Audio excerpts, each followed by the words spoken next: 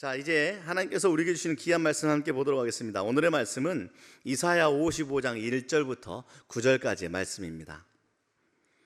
오늘의 말씀을 제가 한 절, 여러분들이 한 절 읽고 마지막 절은 다 같이 한 목소리로 읽도록 하겠습니다.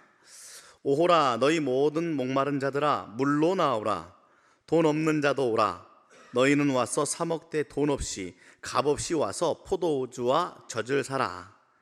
너희가 어찌하여 양식이 아닌 것을 위하여 은을 달아줘 배부르게 하지 못할 것을 위하여 수고하느냐. 내게 듣고 들을지어다.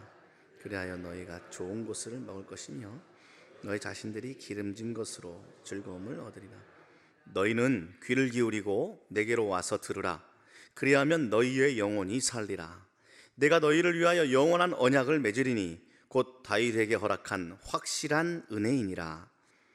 보라, 내가 그를 만민에게 증인으로 세웠고 만민의 인도자와 명령자로 삼았나니 보라, 내가 알지 못하는 나라를 내가 부를 것이며 너를 알지 못하는 나라가 내게로 달려올 것은 여호와 내 하나님 곧 이스라엘의 거룩하신 이로 말미암음이니라. 이는 그가 너를 영화롭게 하였느니라. 너희는 여호와를 만날 만할 때에 찾으라. 가까이 계실 때에 그를 부르라.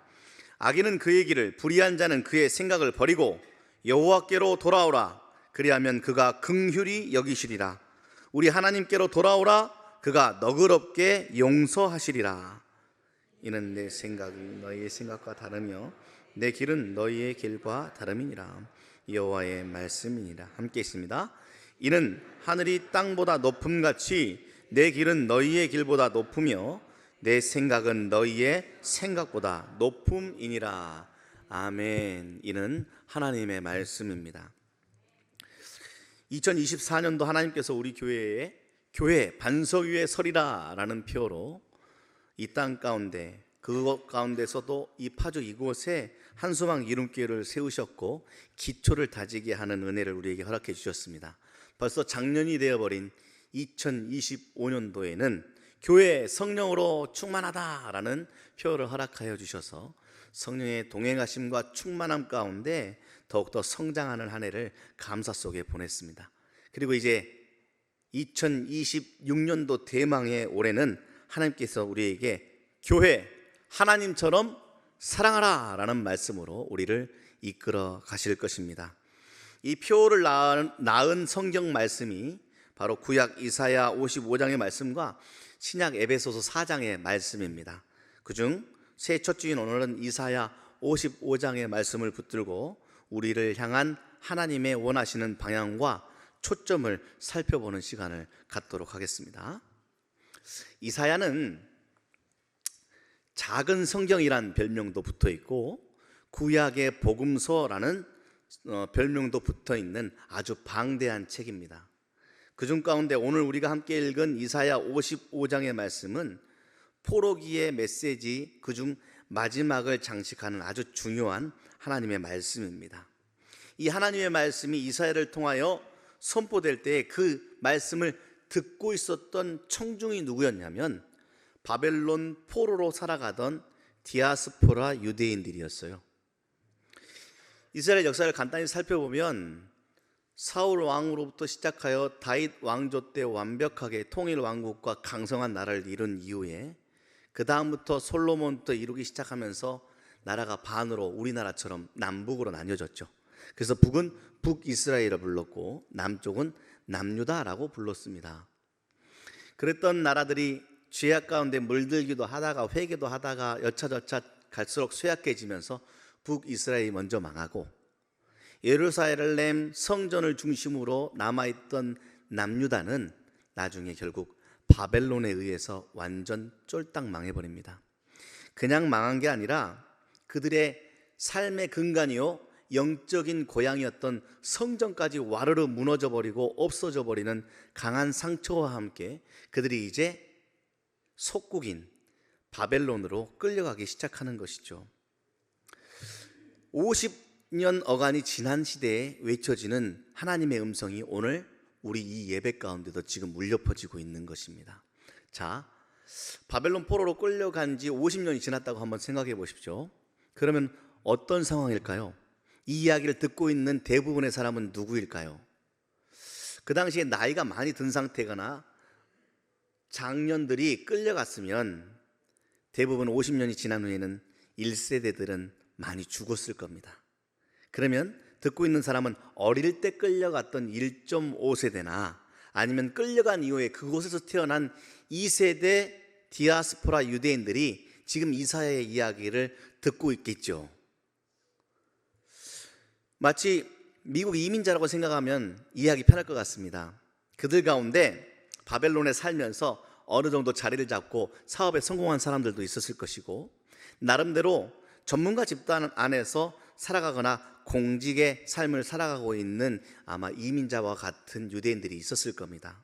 그런데 대부분 많은 유대인들이 멸시와 차별 속에서 근근히 버티고 살았을 것이 확실합니다. 왜냐? 속국이었기 때문에 그렇고 전쟁에서 패망한 나라였기 때문에 그렇습니다. 잘 사는 소수나 대부분 힘들게 사는 다수, 그 모두의 공통점이 하나가 있는데 그들의 공통점은 무엇이냐면 고향을 잃어버린 실향민들이라는 공통점입니다. 조금 전에 말했던 성전이 와르르 무너지고 돌아가고 싶어도 폐허가 되어버려서 완전히 마음속에 고향마저 잃어버린 것 같은 그러한 상황이 그 유대인들 민족 가운데는 공동체의 트라우마와 상처로 자리 잡게 된 거예요. 자, 그러면 이제 그들의 마음의 상태는 어땠을까요? 바벨론에 의해서 나라가 망한 뒤에 그들의 삶은 도대체 어떻게 달라졌을까요? 하나님을 향한 신앙이 점점 약해졌을 것이 확실합니다. 이렇게 이야기하지 않았을까요? 처음에 바벨론에 잡혀간 이후에 1세대와 1.5세대가 되어버린 작은 어린 신앙의 사람들이 이렇게 아마 이야기했을 겁니다. 하나님이 살아계신다면 과연 우리가 정말 이 지경까지 될 수 있는 겁니까? 그도 그럴 것이 그 당시에 고대 근동의 전쟁의 기본 베이스는 신과 신의 싸움이었거든요. 우리 지금 이 세대야 뭐 전력, 군사력, 전술 따지면서 싸우는 거지만 그 당시에 뛰어난 무슨 기술이나 장비가 없었을 당시에는 그들이 섬기는 신과 이들이 섬기는 신의 싸움이라고 사람들이 전쟁을 이해했습니다. 그러니까 전쟁에서 이기고 지는 것은 누구의 신이 더 힘센가에 대한 대결이었죠. 그래서 전쟁에서 지면 우리 신이 저 나라의 신이 섬기는 신보다 약한 신이구나 라고 굴복하며 종교마저 흡수되어 버리는 것이 그 당시의 문화였습니다. 그러니 그 당시에 성전을 기반으로 하나님을 섬기던 우리 이스라엘 사람들의 고백이 이럴 것 같죠. 하나님, 정말 살아계신 건 맞습니까? 혹시 무능한 거 아닙니까? 아니면 실질적으로 존재하지 않는 거 아니에요? 라고 마음이 많이 흔들렸을 것입니다. 나라가 다시 일어설 수 있을 거라는 소망은 이제 아예 사라져 버렸겠지요. 물론 일부에서는 여전히 하나님에 대한 여호와의 신앙을 붙들고 있었지만 대다수는 아마 포기하고 냉소하거나 무관심에 떨어져 버렸을 겁니다. 근데 여러분, 지금은 어떤가요? 지금도 여전히 개인적으로 그런 상황에 떨어져 있는 사람들이 꽤 많지 않습니까? 교회에 나오고 믿음 생활하고 있지만 마음 가운데는 내가 이 교회에 나와봐도 별로 잘 되는 일이 없네. 하나님의 능력을 내 삶 가운데 경험할 수가 없으니 예배가 버텨지는 일이 될 수도 있는 사람들이 아마 있을 수도 있을 것입니다. 거기에 대한 냉담 가운데 오늘 새롭게 하나님께서 말씀의 힘이 또 성령의 능력이 불어넣어져 살아나는 은혜가 있길 바랍니다. 버텨냈던 예배가 감사와 기쁨과 축제의 예배로 변하는 은혜의 시간이 바로 새해 첫 주 예배가 되시기를 바랍니다. 한 가지만 더 살펴볼게요. 다른 한편으로 바벨론의 포로로 잡혀간 유대인들은 실질적으로 정치와 경제뿐만이 아니라 문화와 종교도 완전히 기울어져 버렸습니다. 얼마나 문화가 세련돼 보여요. 그 당시에 바벨론은 고대 근동을 지배하던 제국이었습니다. 근동 지역의 패권을 쥐고 있는 제국의 문화가 얼마나 휘황찬란하고 멋있었겠어요. 돈도 많았을 것 아닙니까? 그러니까 그 돈 많고 꾸미고 장식하고 힘을 과시하는 그 문화 가운데 식민지 백성들은 얼마나 부러웠겠어요. 그들을 사로잡기에 적합한 그 문화 가운데 이제 식민지로 잡혀간 포로된 자들은 그 문화를 갈망하며 그 문화를 담고 싶은 마음으로 많은 부분 삶이 기울어져 버려서 하나님의 선택받은 백성들의 독특한 삶의 특징이나 문화가 많이 퇴색되어져 버렸습니다. 그런 상황 가운데 이사야는 다르게 생각했어요. 지금이 바로 여호와를 만날 만한 때다라고 외쳤거든요. 한 번만 따라해 볼까요? 지금이 바로 여호와를 만날 만한 때다. 그러면서 하나님이 가까이 계시니 지금 찾으라고 그 귀에 들려도 비웃을 만한, 코웃음 칠 만한 사람들에게 향하여서 계속 선포하고 있는 것입니다. 야, 무기력한 신으로 판명된 하나님을 찾고 부르라고? 정말 어처구니 없다 라고 마음 가운데 생각할 그들을 향해서 이사야는 정확하게 외치고 있는 겁니다. 근데 이해가 돼요. 이사야의 외로움도 이해가 되고 그렇게 생각할 법한 유다 사람들의 마음도 이해가 돼요. 마치 제가 한번 재밌게 한번 비유를 한번 해볼까요? 예를 들어 이런 상황인 거거든요.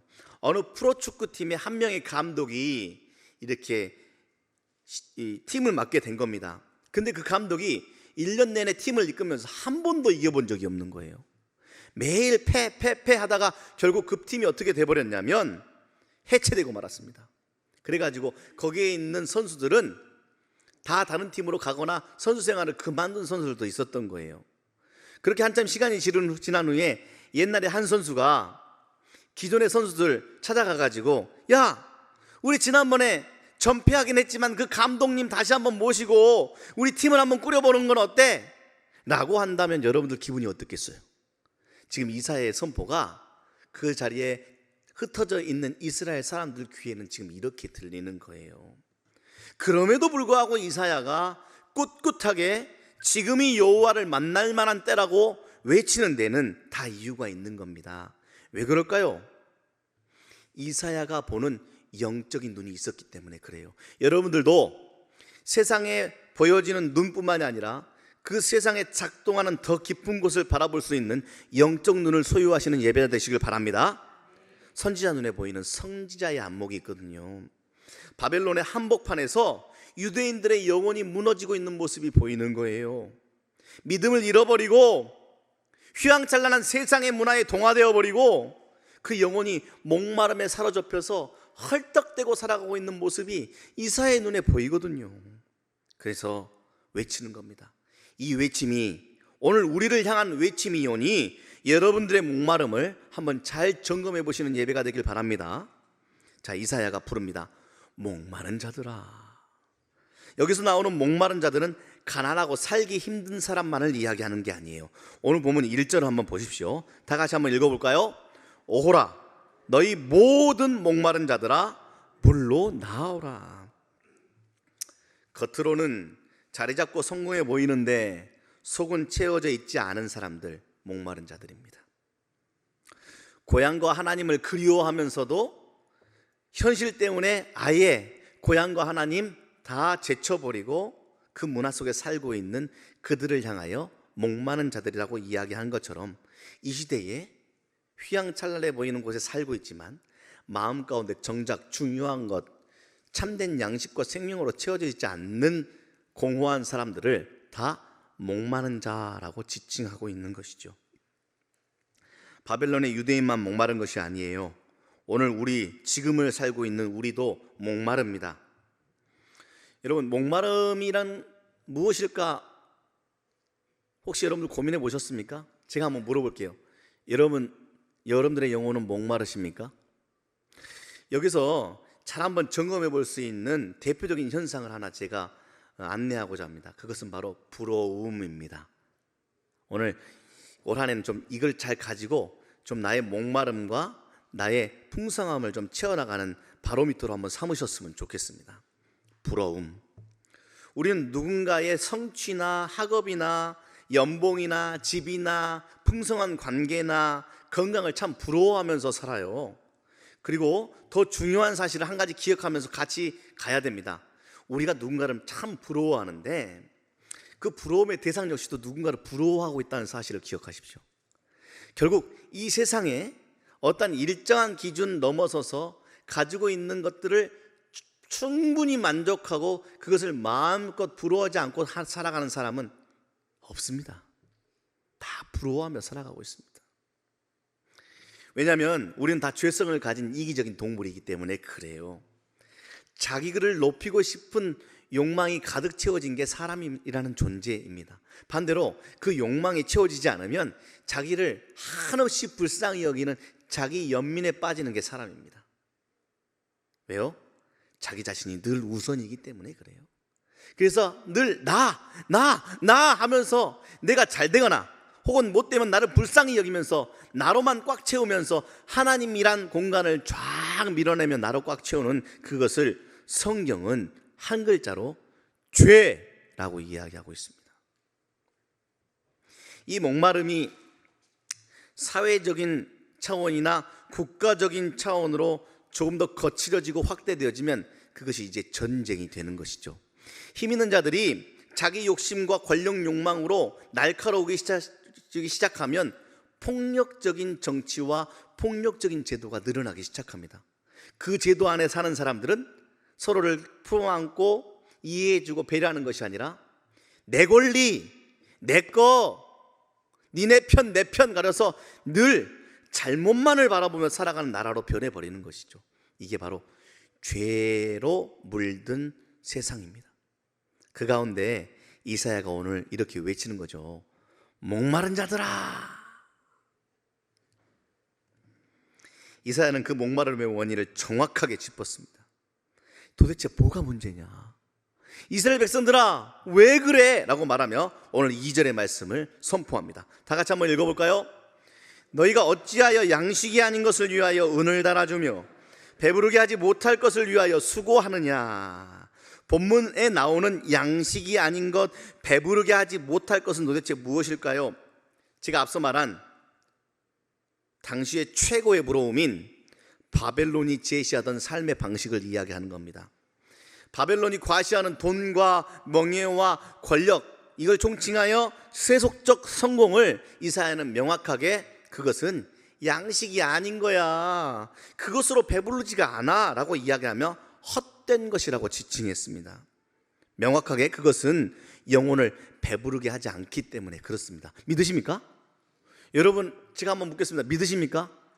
정말로 세상의 방식과 돈과 명예와 권력과 세속적인 성공은 여러분들의 영혼을 배부르게 하지 않는다는 걸 믿으십니까? 아멘입니다. 그렇다면 오늘 진짜 배부를 수 있는 것이 무엇인지를 알아차리는 하나님의 말씀을 받으십시오. 현실이 똑같잖아요. 소유가 늘어난다고 목마름이 해소되던가요? 물론 좀 그거라도 느껴보게 있었으면 좋겠습니다라고 말씀하고 생각하는 분이 계실 거라고 생각하긴 하지만 결국에는 아무리 많이 가져도 영혼은 그걸로만 살기에는 힘들어지고 죽어가며 얕아지고 관계는 더욱더 거칠어지는 거예요.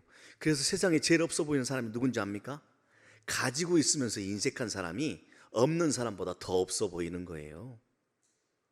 오히려 조금 풍성하지 않더라도 누군가에게 관대하고 조금이라도 나눌 줄 아는 사람이 이 세상에서 멋지게 빛나는 사람인 것입니다. 근데 왜 자꾸 거칠게 세상을 살아가며 무언가를 채우려고 하세요? 양식이 아닌 겁니다. 그걸로 배부르지 못하는 것입니다. 사람이 목말라지기 시작하면 여유가 없어져요. 여유가 없으면 사랑할 수 없는 겁니다. 그러니 결국 교회, 하나님처럼 사랑하라 라고 주신 이 표현은 단지 야 무조건 사랑해야 된다 라는 행동 관련 광령과 윤리적 구호가 아니라 목마름의 문제를 실질적으로 해소할 수 있는 하나님의 생수와 같은 복음이요 우리가 나아갈 길인 줄 믿습니다. 사랑하는 여러분, 이사야는 또 하나의 핵심을 우리에게 정확하게 전달해 주고 있습니다. 목마름은 더 근본적으로 하나님 말씀에 귀를 기울이지 않기 때문에 심화되는 것이야 라고 말하고 있어요. 그게 3절의 말씀입니다. 이렇게 이야기합니다. 너희는 귀를 기울이고 내게로 나와 들어라. 그리하면 너희의 영혼이 살리라 라고 이야기하고 있습니다. 명확하죠 여러분? 명확하지 않습니까? 지난주에 정창일 목사님 말씀하신 것처럼 기독교 신앙은 상식적인 신앙입니다. 우리들의 살아가는 삶을 해결뿐만이 아니라 설명할 수 있는 게 기독교 신앙이요, 더 나아가 모두에게 적용되는 게 기독교 신앙입니다. 누군가에게 이렇게 하면 부자 될 수 있어요 라고 명확하게 답이 지어준다면 그대로 안 할 사람 아마 없을 것 같습니다. 성경은 오늘 우리에게 명확하게 이야기하고 있어요. 이렇게 하면 너희의 영혼이 살리라 라고 명확하게 이야기하고 있습니다. 그게 느껴지지 않는 이유가 바로 여기에 나와 있어요. 귀를 기울이지 않았고 듣지 않았기 때문이라고. 그러니까 야, 도대체 왜 그래? 너희들 왜 그렇게 살아? 왜 양식이 아닌 것에 돈을 갖다 바치고 있고 배부르지 않을 것에 힘을 쓰고 있어? 도대체 왜 그래? 이제는 살아나기 위해서 귀를 기울이고 하나님의 말씀을 좀 들어라. 그러면 살아난다. 명확하지 않습니까? 그리고 6, 7절은 더욱더 구체적으로 그 방식을 제안합니다. 너희는 여호와를 만날 만한 때에 찾아라. 가까이 계실 때 불러라. 여호와께 그리고 돌아와라. 그러면 그 하나님께서 너희들을 너그럽게 용서하여 주실 것이야. 아멘이십니까?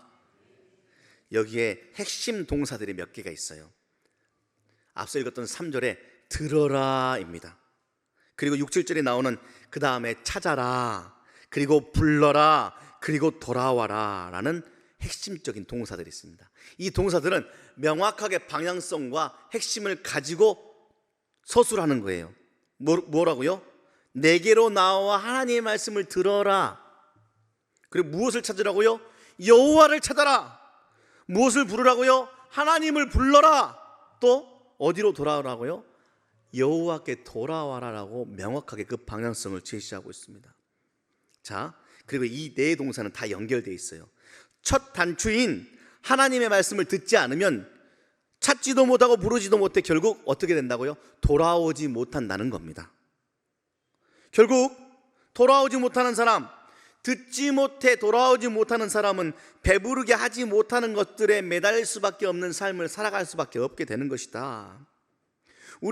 우리의 영혼이 양식이 아닌 것으로 채워지지 않으면, 또 세상의 것들로 채워지면 우리는 공허한 삶을 살 수밖에 없는 사람인 줄 깨달으시기 바랍니다. 자, 두 가지 중에 하나예요. 듣고 찾고 부르고 돌아와서 생명의 양식으로 채워지지 않으면 우리는 결국 살아보겠다고 다른 것들로 채우기 시작하는 것들이거든요. 세상의 대체물들로 나의 삶을 차곡차곡 채워나가게 되는 겁니다. 여러분 오해하지 마십시오. 세상 다 포기하고 교회에만 묶여 살라고 드리는 말씀이 아닙니다. 세상은 하나님의 창조물이고 우리의 일상은 하나님의 선물이라는 것을 말씀드리는 겁니다. 먹고 일하고 배우고 여행하고 가정을 꾸리는 일, 하나님이 우리에게 주신 선물이에요. 근데 그게 본질을 아느냐는 것이죠. 그것을 주신 하나님이 본질이라는 겁니다.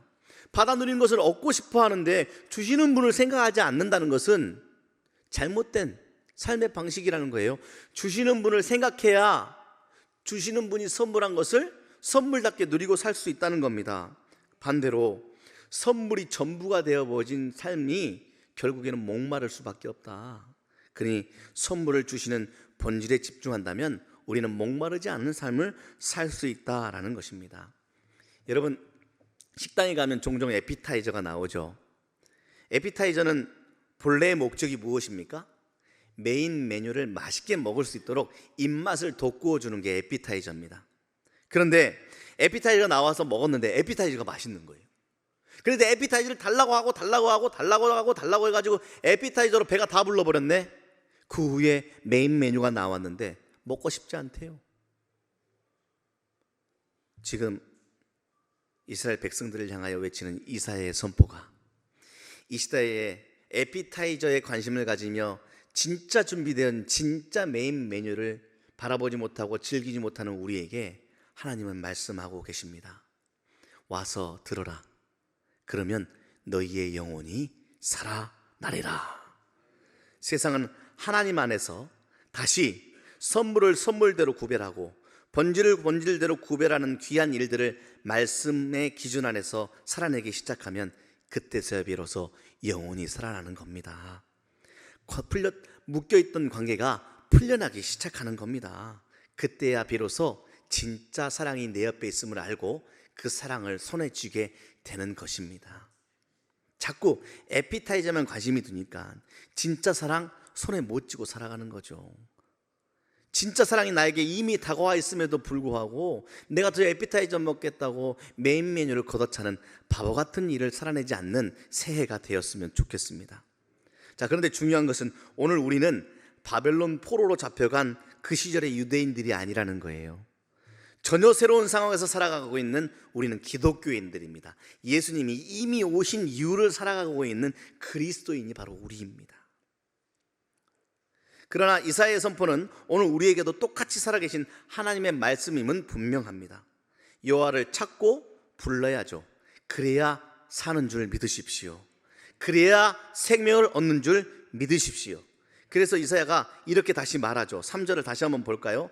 너희는 귀를 기울이고 내게로 나와라 들으라. 그리하면 너희의 영혼이 살리라. 자, 이 말씀 붙들고 가는 거예요. 자, 영혼이 산다는 말이 지금 공허하게 들릴까 봐 또 한 번 이거를 읽어본 거예요. 자, 영혼이 산다는 말이 잘 실감나지 않은 분들은 다시 어디로 들어간다? 다시 앞절인 1절로 돌아가는 겁니다. 1절 한번 볼까요? 오호라 너희 모든 목마른 자들아. 자, 영혼이 산다는 말이 공허하게 들리거나 실감이 나지 않으면 지금 내가 목마른 상태인 겁니다. 그럼 다시 내가 무슨 상태로 산다? 목마른 자들의 입장에 서서 어디로 간다? 물로 나아가는 겁니다. 자, 그런데 그 다음이 이어지는 말 한번 보세요. 돈 없는 자도 오고 값없이도 와라라고 이야기하고 있는 거예요. 영혼이 산다는 말은 물과 돈이 필요한 이 세상의 수고로부터의 자유입니다. 이 세상은 야 돈이 있어야 돼. 야, 이 세상은 반드시 그에 응당한 수고를 해야지 얻어주는 거야. 어디서 돈도 없는 게 어디서 수고도 안 한 게 와가지고 물 달라 그래? 라고 말하지만 하나님께서는 괜찮다.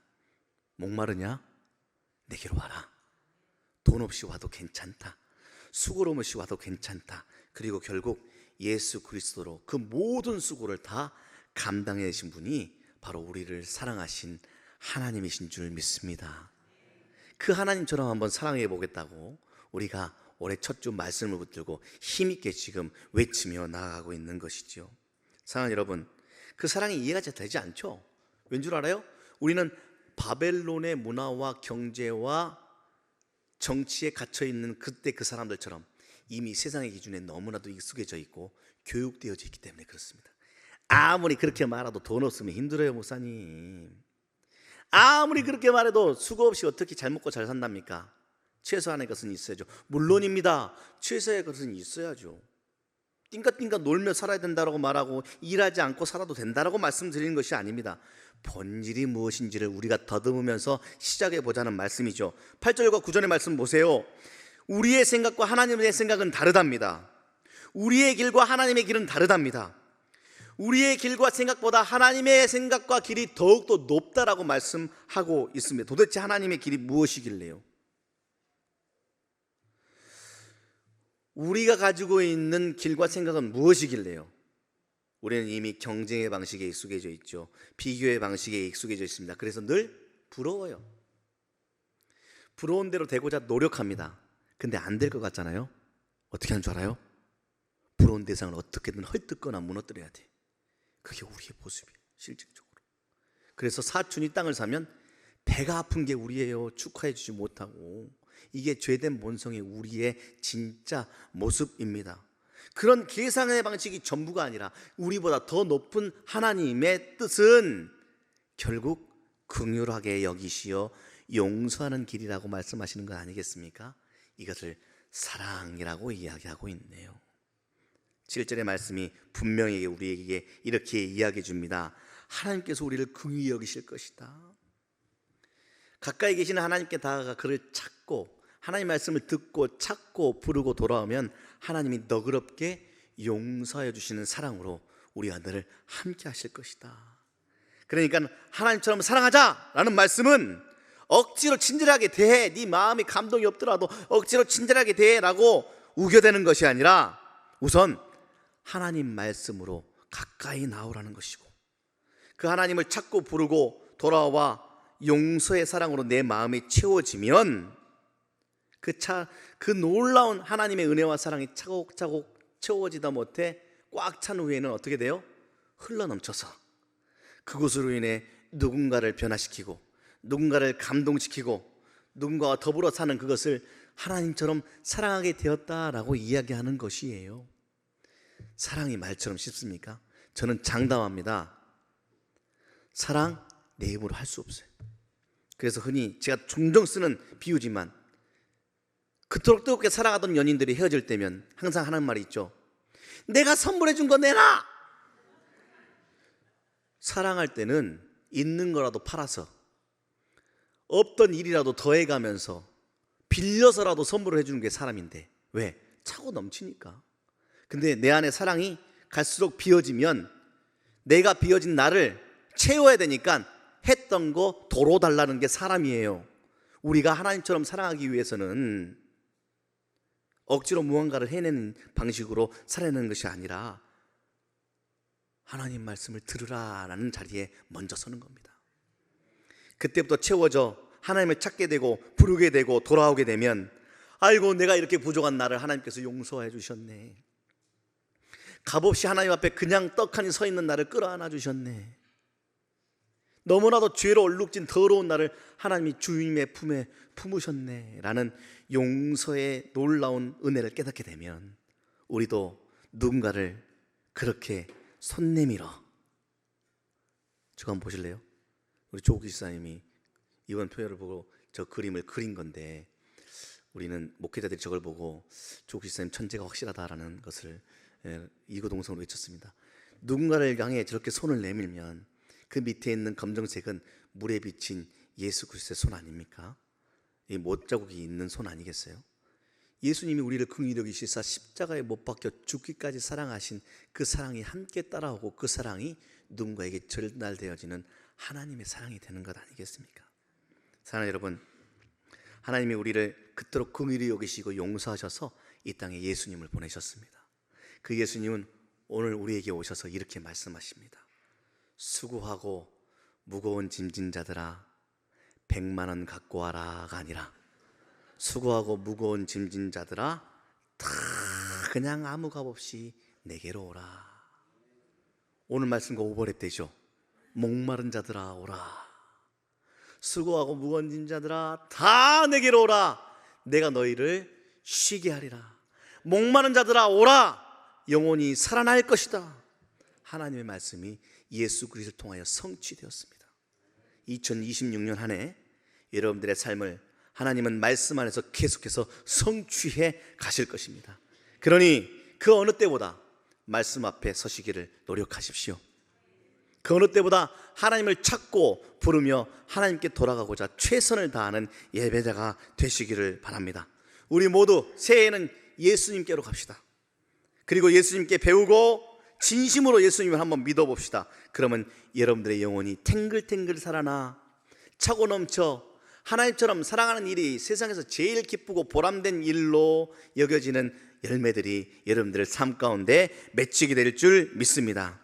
그리하여 목마름을 지배하던 세상의 기준이 주인이 완전히 바뀌어서 나의 목마름을 지배하는 하나님께서 촉촉할 뿐만 아니라 풍성히 적셔 주시어 더 이상 목마름에 질질 끌려다니는 비참한 삶을 사는 우리를 주인 되신 주님께서 생수의 강이 흘러넘치도록 우리들 한가운데 부어주셔서 우리를 축복의 통로로 사용하시어 그 생수의 강을 많은 이들에게 흘려보내는 은혜의 통로로 우리를 사용하실 줄 믿습니다. 목마른 자들아 오라. 우리를 부르십니다. 들으라, 찾으라, 부르라, 돌아오라. 그리고 그 끝은 한 가지입니다.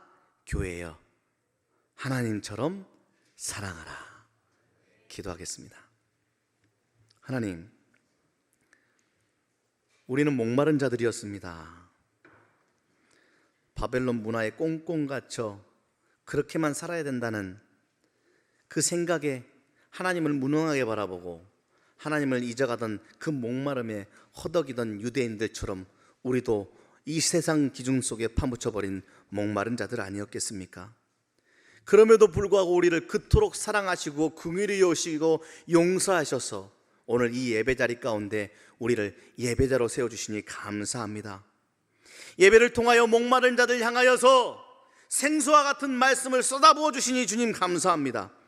그 말씀 먹고 살아나겠습니다. 올 한해는 돈 없는 자도 오라, 값없이 오라, 수고한 자도 오라, 무거운 짐진 자도 오라 말씀하신 주님의 음성을 듣고 주님께 향해 달려갑니다.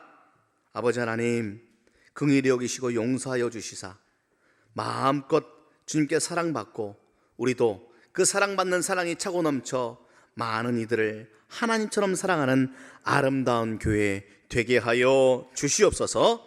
감사드리며 예수님의 이름으로 기도합니다. 아멘.